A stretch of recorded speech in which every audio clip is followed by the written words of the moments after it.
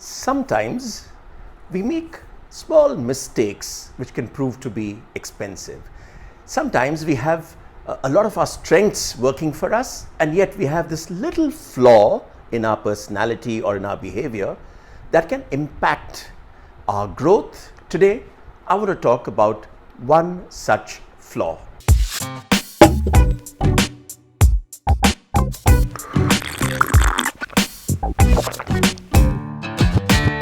Welcome once again to Chai with Pi.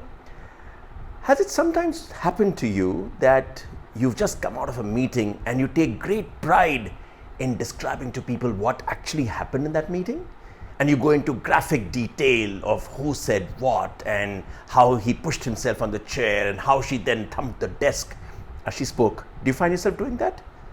Watch out.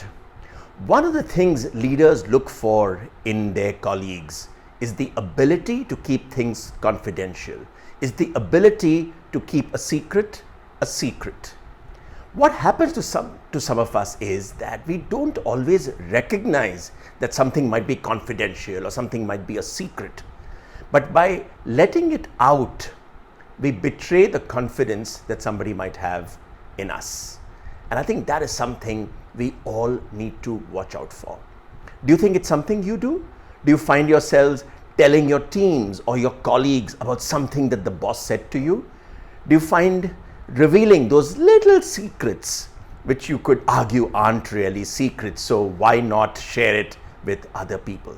If you do that, or if you know someone else who does that, you might find this advice useful on what you can do to build trust in yourself, to get people to have confidence in your ability to keep a secret, and to not be seen as that loud mouth who talks about everything that she knows or he knows. Okay? So I'm going to try and suggest maybe 6 or 7 things that we can do to get it right. So let's start with the first one.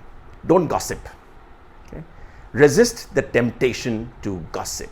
If it's not serious, if it's just a gossip session, try and avoid getting into it, because that's a good way to ensure you don't say something you should not be saying. Second, when in doubt, keep it out. Okay?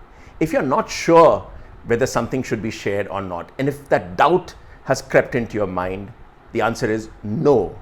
Don't talk about it. So if you are in doubt, just shut it out. Third, get out of this habit of trying to report everything in graphic detail. Okay? What happens sometimes is when you go into this graphic detail, it becomes obvious that you were the person there, and then when word gets around, it's easy to say, I know who said it. I know how you got to know of it. And this pleasure that you might derive out of being able to describe what actually happened in the meeting can come back to bite you, because people then know that you're going to tell us everything there is and perhaps a little bit more. The next one, the fourth one, is resist the temptation to show off how much you know. Very often, the desire, this urge to try and share what I heard in that meeting, or I was with the boss when he got this call and this is what happened. I think it's a desire to try and show off how much you know. Resist that temptation. Fifth one, this ability to share a secret and say, but don't tell anybody about it, right? Remember that don't tell anybody about it is a rapidly depreciating sentence. Okay? When you tell someone something you should not be sharing, the other person feels very little responsibility for keeping it a secret. So you might say, you know what, I'll tell you a secret, but don't tell anybody. If you can tell them, they can tell other people too, and they will almost certainly go out and share that. So be very, very careful. The sixth one, sometimes it's a good idea to say, I don't know, rather than say, I know, but I won't tell you. Okay? We often fall into the trap of saying, hey, I know it, but I won't tell you, because it then suggests that, hey, I am in power, I know the answer, but it's secret, it's confidential, so I will not tell you. When you say, I know, but I won't tell you, what you're really saying is, I'm waiting for the price to be right. I will sell, I'm just waiting for the price to be right. Better to say, I don't know, and then there's no temptation to go out and say things you should not be saying. And that brings me to the last one, the seventh one. We all look for advice on how to communicate better and how to become a better communicator, a better speaker.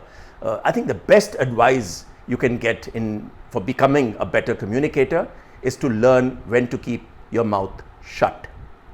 Learning to keep your mouth shut can actually help you to build trust, to build confidence, and to become the kind of person people want to have on their teams. Become that kind of person. Just keep your mouth shut. That's all in this week's Chai with Pi. Until next time, enjoy your chai.